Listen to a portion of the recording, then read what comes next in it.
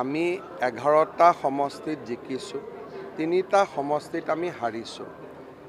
পৰীক্ষাত ছাত্ৰ এজনে 100 নম্বৰ আশা কৰে যে 100ৰ ভিতৰত 100 পাব লাগে, কিন্তু 95-96 হ'লেও ঠিকেই থাকে।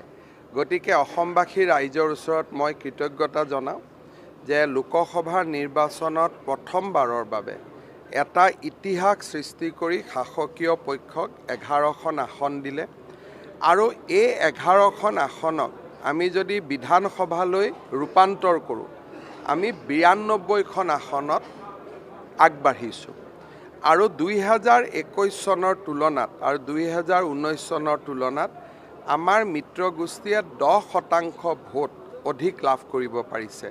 সেইবাবে 14টা পালেতো ভাল আছিল, কিন্তু 11টা দিছে ৰাইজে, সেইটোকে ৰাইজৰ আশীৰ্বাদ বুলি আমি ধৰি লৈ আগুৱাব লাগিব।